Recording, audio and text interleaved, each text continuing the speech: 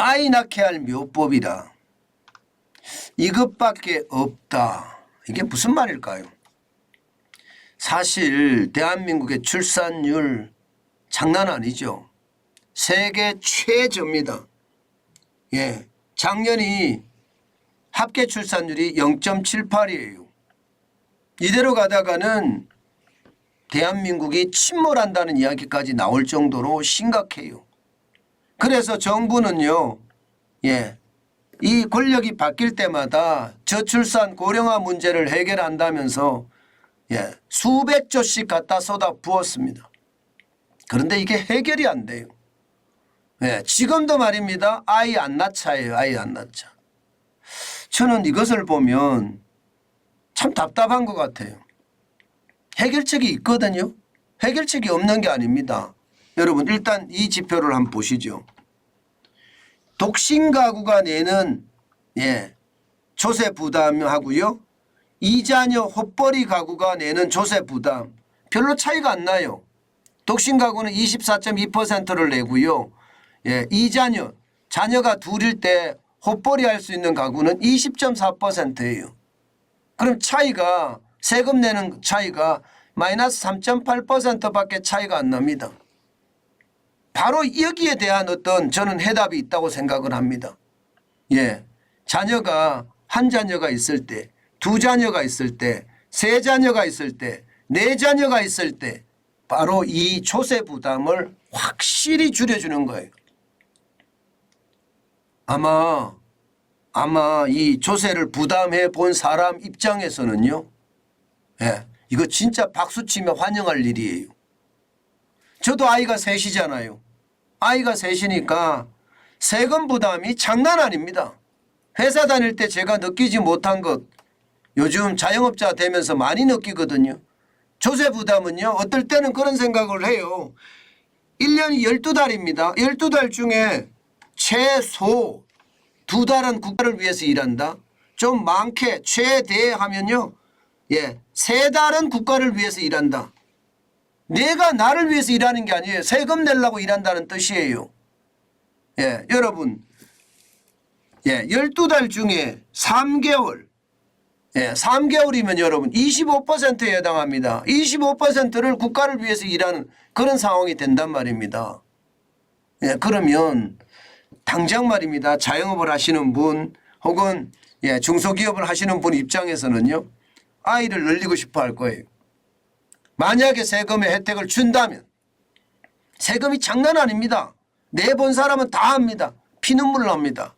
내가 도대체 뭘 하고 있나 이런 생각을 할 수밖에 없거든요. 그런데 지금은 3.8%밖에 차이가 안 나거든요. 바로 이 부분을 좀 개선해라. 이야기를 아마 오래전부터 하고 있습니다. 그러나 정부는 세수가 확 줄어드는 것을 겁나서 못하는데요.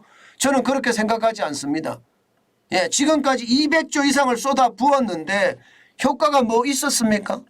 아직도 세계 최저 출산율이 합계 출산율이에요.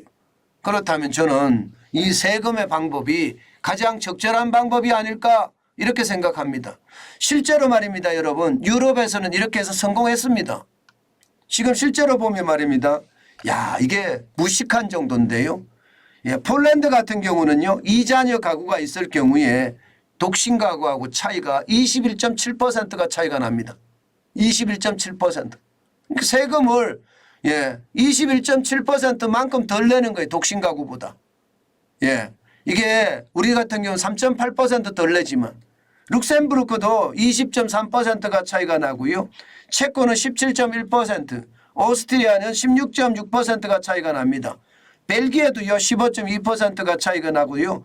독일은 15%가 차이가 납니다. 슬로바키아는 14.6%가 차이가 나고요. OECD 평균만 하더라도 8.9% 차이가 납니다. 대한민국은 3.8%입니다. 노르웨이가 3.4%, 그리스가 3.4%예요. 여기하고 거의 비슷합니다. 저는 세계 최저의 지금 합계 출산율을 기록하고 있는 대한민국에서 세금 혜택보다 더 좋은 방법이 있을까 싶어요. 실제로 말입니다. 세금을 내보면 압니다. 이게 자녀가 하나 있을 때, 둘 있을 때, 셋 있을 때, 넷 있을 때 세금을 확실하게 차별화만 시켜준다면 아이 낳을 수 있을 거예요. 예, 거기에다가 지원금도 많잖아요. 이게 못하는 게 포퓰리즘 때문에 못하거든요. 우리는. 포퓰리즘이라는 게 이게 독신 가구들이 많다. 젊은이들이 많다. 그러니까 못하는데 이거 빨리 타게 해야 됩니다. 그렇지 않고는요.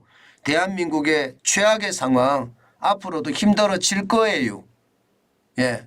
아니 저출산 고령화 위원회가 있으면 뭘 합니까? 돈 뿌려봤자 아무 효과 없고요. 그 돈을 전용해서 쓰기까지 하잖아요. 저는 아이 낳을 방법이라는 게 결국은 가장 좋은 게 돈으로 주는 거, 실제로 주는 것보다가 세금 혜택으로 확실하게 주면요. 저는 가장 좋은 방법이라 생각합니다. 가장 좋은 방법. 지금도 늦지 않았다고 봅니다. 예, 이게 3.8%만 차이 나게 할 게 아니라 적어도 말입니다. 20%씩 차이 나게 하면 확실하게 달라질 거예요. 프랑스도 이렇게 저출산 문제를 해결했거든요. 우리도 바로 이 방법으로 저출산 문제를 해결하는 것 저는 굉장히 중요하다고 생각합니다. 그것만이 대한민국이 지구상에서 사라지지 않고요.